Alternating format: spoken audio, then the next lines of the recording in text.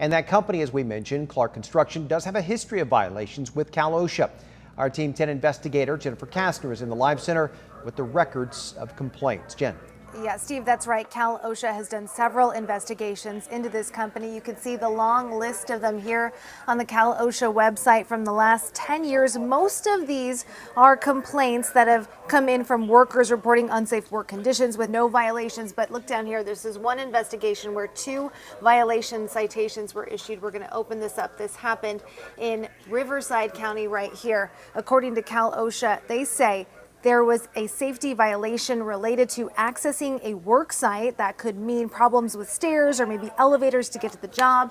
They were issued a fine of $4,000 seen here. Now, in regard to today's deadly accident, Cal OSHA says worst case, if Clark's at fault, they could face tens of thousands of dollars in fines and a referral for possible criminal prosecution. In the live center, Jennifer Kastner, 10 News.